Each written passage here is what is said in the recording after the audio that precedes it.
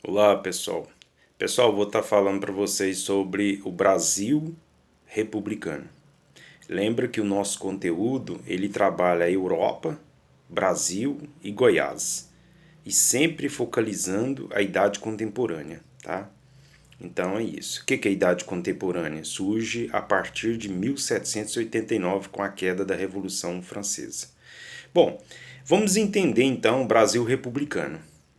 Por volta de 1800, vou começar no ano de 1870, 1870. Tá certo que a República ela acontece em 15 de novembro de 1889. Mas eu vou começar um pouquinho antes para vocês entenderem. Por volta de 1870, o Brasil está vivendo uma crise dentro do segundo reinado muito grande, né? Muito grande mesmo. Uma crise econômica, uma crise política, por causa da criação do Partido Republicano, o fim da Guerra do Paraguai, intervenção da maçonaria, tá? O medo do Brasil ser um terceiro reinado com o Conde D, escreve Deu, né, mas fala Conde D porque ele é um francês. Então, tudo isso, né, e sem contar que o Brasil era o único país monárquico da América e um dos únicos do mundo, um dos poucos do mundo que ainda mantém aquela monarquia antiga. Então, veja você, diante de tudo isso, né, Deodoro da Fonseca, que era amigo pessoal de Dom Pedro. Ele então provoca em 15 de novembro de 1889 a República. Eu quero dizer para vocês, vocês fazem uma confusão muito grande questão dessas datas. 7 de setembro de 1822, tornamos monarquia. 15 de novembro de 1889, tornamos-se republicano, tá? Então é diferente. A república continua até hoje. Lógico que ela passou por várias fases que eu vou estar enumerando com vocês até o final do ano, tá? Ou aqui ou presencial. Então veja, assim que o Brasil torna-se republicano, isso até uma influência da maçonaria, depois uma hora eu detalho para vocês essa questão da maçonaria. Então o que a gente observa? O Brasil republicano, ele então começa com o militar. Mas por que Deodoro da Fonseca? É porque ele lutou junto, ele foi um dos comandantes da Guerra do Paraguai.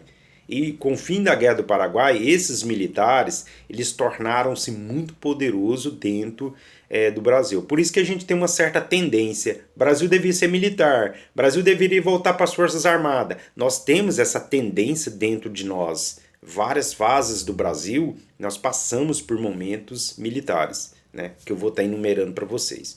Então Deodoro torna-se de forma indireta, né, após aqueles 21 tiros de canhões.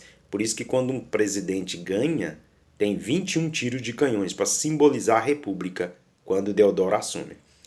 Olha a coisa inusitada. Deodoro dá 2 horas para Dom Pedro sair do palácio e 2 dias para sair do país. Cara, quando é um golpe, como a gente vê nos livros, não tem esse negócio, não. Você entra e mata o cara. E pronto. Você mata ele, a família, os vizinhos, os espíritos, mata todo mundo.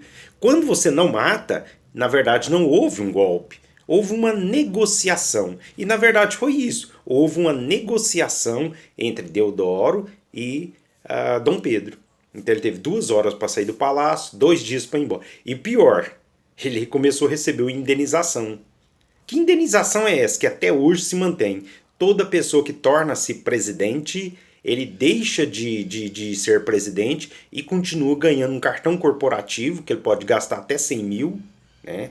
A despesa dele. Ele tem uns 4 guarda-costas, ele tem um total de 10 funcionários à disposição dele e ganha um salário até morrer. Depois que ele morrer, sua esposa. E se ele tiver filho abaixo de 23 anos, continua recebendo. Essa é uma brincadeira. É a aposentadoria. Sabe, é impressionante esse país. Então é o seguinte, tá aí. Então Dom Pedro recebeu uma indenização. Dom Pedro então vai embora, né? E Deodoro fica aqui, militar. Só que Deodoro assumiu em 1889, dia 15, e ele então promoveu que ia trabalhar uma constituição. Essa Constituição, ela não foi trabalhada. Essa Constituição seria em que forma? De que jeito seria essa Constituição? Eles iriam pegar as teorias de Montesquieu. O que é a teoria de Montesquieu? Do espírito das leis: executivo, judiciário e legislativo. Ou seja, o presidente, no caso Dom Pedro, ele concentrava esses três poderes, tudo nas mãos dele, por isso tinha um poder moderador. A ideia era dividir, ter o poder legislativo, que é o povo, que representa o povo, ter o poder judiciário, que fiscaliza, e o executivo, que vai executar. Então, essa ideia de Constituição dividindo os poderes não deixava Deodoro muito satisfeito, não, porque ele é um militar, manda e não aceita questionamento. É o que a gente está vendo com o Bolsonaro aí, ele não aceita muito essa questão de influência, não, apesar que o Brasil é um caso específico, né?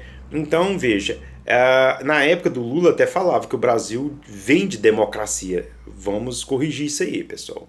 A nossa democracia, ela é meio esquizofrênica. Ela é meio esquisita. Um poder interfere no outro. E devia ser uma harmoniosa. E não é bem assim. Mas isso vai ser para uma outra aula. Então, ele fica um certo tempo no poder, porém, ele não trabalha a Constituição. E começa uma revolta de São Paulo. São Paulo começa a revoltar, né, contra o governo. O Rio Grande do Sul começa a revoltar contra o governo de Deodoro. Para quê? Para que esse faça uma Constituição. E quando Deodoro assumiu o governo, o seu vice era um militar também, Floriano Peixoto. Por isso que a gente tem a cidade de Florianópolis. Por que a gente chama Florianópolis? Por causa de Floriano Peixoto, ele é de lá. Então batizamos a cidade de Florianópolis em homenagem a Floriano Peixoto. Floriano Peixoto também era um militar, também lutou na Guerra do Paraguai. Então por aí vocês veem o quantos militares têm uma força dentro do país. Então, presidente e vice. E veja que na época a gente teve uma disputa, assim, de forma indireta, entre Deodoro e Floriano, e do outro lado você teve civil, como foi Prudente de Moraes, que vai ser o terceiro presidente do Brasil. Prudente de Moraes era um camarada que é um fazendeiro que tentou, mas não ganhou. Ele não ganhou e acabou ficando militar. Então essas revoltas, para que tenha uma Constituição, fez com que Deodoro saia do poder. Ele então renuncia. Por quê? Porque ele não queria trabalhar a Constituição, porque ele sabia que de fazer a Constituição e dividir nos três poderes, ele iria tirar dele essa autonomia de mandar no país. Então ele acaba renunciando. Floriano assume como vice, né? Ele assume, só que ele tenta negociar com os revoltosos, com essas pessoas que estão contra ele, e acaba dando um golpe nessas pessoas e pondo os líderes na cadeia.